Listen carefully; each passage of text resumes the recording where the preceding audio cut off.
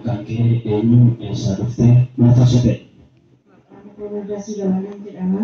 Ganda Zaarsaa Jijjiirraa keessaa dhufe. Waaqayyo waa baay'inaan godhee gaa'ela godhadheen ture. Eeggasaa immoo dhala godhachuun barbaadees jechuudha. Garuu immoo ta'uu hin dandeenye. Yeroo baay'ee ta'ee narraa ba'a. Hangaaf kaanii mana yaalaa deemee mana yaalaa maal akka tokko hin qabdanaa jedha. Amma sirnaatti qoramaa jennaan waaqayyo muusuma gidduutti natti dhibbata ture namoota baay'ee natti dhibbata dhala hin godhataa jedha. Sarara kaasee amma sirnaatti qoramaa hangaaf kaanii ta'ee ammas immoo baay'ina dhukkuba gaafa ji'a 3 akkas ta'u baay'ina dhukkuba qaama waraanaa kana godha. Mana gosotaan deemaa homaa nan dhiyeessu mana yaadatan deemaa homaa rakkina qabdu nan jedhusa. Hangaaf kaan immoo as kara waldaa kanaa dhufeetan namni waaqayyoo naa kadhatanii akka ati dhala godhanne sitti godhannan jedhanii afuura hamaan irraa ifatanii waggaa haaraatti mucaa baattee dhuftee dhugaa baatanan jedhanii anis kun har'a mucaa harkatti qabadheen dhufee dhugaa bahee waaqayyoon na galateeffadha.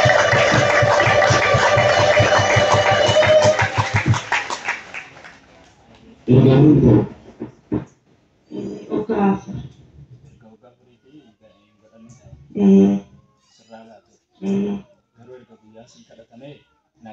Naga afayyaati.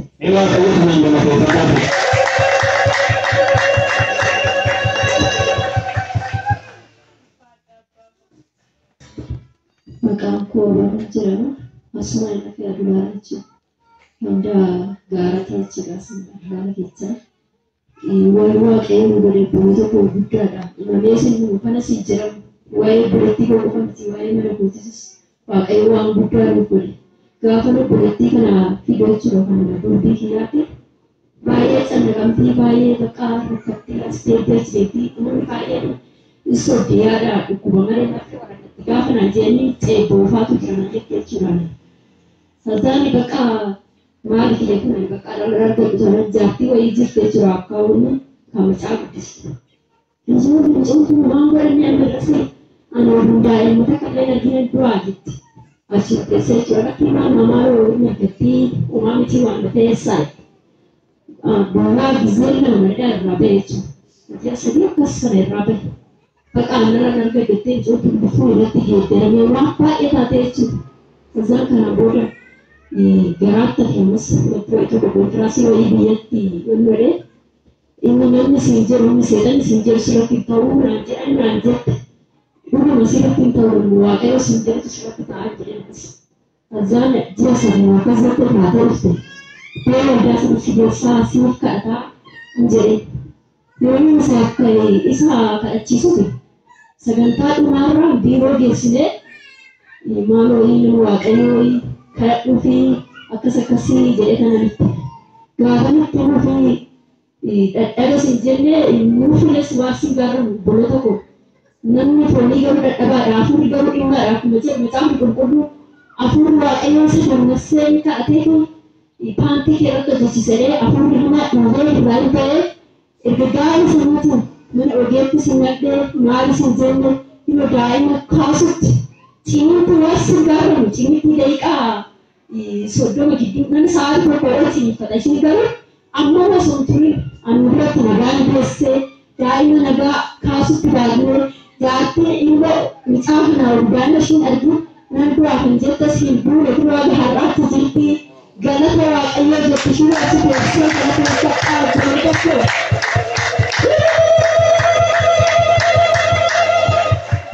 Galata waaqayyoo jettee daa'ima kana taphachiisti waaqayyoon sirriitti galateeffachaa jirti dhaqaa dhugaa ba'a lafa sanitti.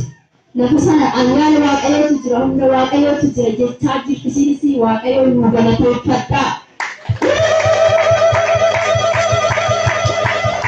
Dhaamsan isinii qaamu kana keessaa lafa kana fayyina guddaatu jira. Hiikumsa guddaatu jira. Nama waaqayyoo kanarra waaqayyoo guddaatu jira. Akka dhalli isaa lallaa'ina obboloota qo'annaan garaa isaatiin mana kootu jireenya kootu geeddarame waan baay'ee naan jijjiirame. Guddisaa waaqayyo si'a eebbisu jedhamee. Waaqayyo si'a eebbisu. Ittuma dabalaatii eebbisaa. siyaa eebbisu jedhani. Ayyaana isaa dachaa isaa baabaa isuu kan caalaa ibsee isaa qabu jedha. Waldaa Madinaa dhaabbadhaadha. Hunda dandeettii keessanii beekumsa keessanii daa'imman asitti dhaloota biroo asitti kaan kana hundumaa Waaqayyo ayyaana isaanii isaaniif haa baay'isuu jedha. Eebbifamaa Waaqayyo sinaa eebbisu. Namoota sanis dhugaa baatee amee koo dhugaa baatan dhaggeeffannaa amee maqaan keessanii eessaa dhuftanii maaltu isinii ta'e? Asqalii maqaan kee jecha irraa dhufe wanti waan naannoo kan nama fute bakka inni isa qabu dhibee bara dheeraa kan namni jaambee dhibamee ta'e bakka hundaa bishooftus deemu dadhabe karaa asitti karaa dheeraa ta'anii hunda dhabee kan akkan jala maruu wayyadde natti deebi'e dhibeen kun ammas yeroo wanta jedhu natti deebi'e dadhabnaan bakka amma ka'ee galee manumatti bakka seermattu namni kun wanta namni tokko namni tokkotti namni Dia soalnya pengen kau mati ya, mana dia akan ada gaya tiga bulan itu dia. Akhirnya dia kerja banyak binanya dan kau tu nasi. Ama dia berapa kali tu, lalu makan sama kage, kita tu. Aku betul kasih, nanti makan yang dia nafkah tuan, ama sih mana tidak dia want tu je, kerana kata deh, ini ni malah je, kerana kau saya tidak dia je. Nah, yang mati siapa, ini dah mana kuat. Jadi nama Allah ini kerana adunggale sangkan kerana Allah ini arti berisas Allah ini. Ini kasih harta keluar kanan dapat dibantu sunat apa deh? Masa sampai berkawan ya ulfa dua kayu geran nada nagala dapat sekarang. Nanti kita lagi yang lagi yang menjadi mereka boleh apa mereka bukan Yesus mujasan mereka mati dia tu mencela wan tanah tu ini kamu masalah dia kita ini macam undang jawab ini macam wan tanah nak buat egalan siapa tahu wakai agaknya semua agaknya tempat asal wakai itu kadang-kadang dia berjumpa ukuran dia karena format harga juga tapi itu nanti kesulitan sih dia itu nanti kamu suatu kita roti kan anjuran ini belum tahan anjuran deh sama kan sebaya kocet namurani mati aman berkala saat anjuran nangkale akan onci ala kabutu mati deh amas mengharap kerjaan jetan nama gafat maka kan orang kerja rakan injira kerja abah satu bahasa anjuran misalnya setiap satu dulu akan kerja ambil bertarawe kayak nangkale amas dia saya waktu amas mati dulu amas semari mati nak kubah injil Nah, dia suatu bulan coba kasih lagi jadi mata tapi rahmat itu tidak tahu karena dia susah mana muda satu mati beri kan malu aku tu mana aku tidak dapat jadi tambah ini dah sama dia tak tahu kan aku dah mereka tu bisa menjadi ulfa dua kena galah terpata kedua lakukan itu sini kalau kami berpinjam nanti dia kasih kau galah negara Allah le barisan Allah le kasih macam bantu Tuwena tidak berusaha aja, amma tidak sih kak. Egala tersahabat itu, amma tidak sih. Dia ada mahabat tidak kak. Dia ada mahabat mahabat.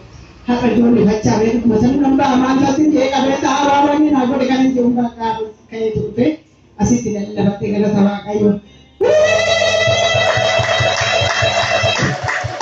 Semua waktu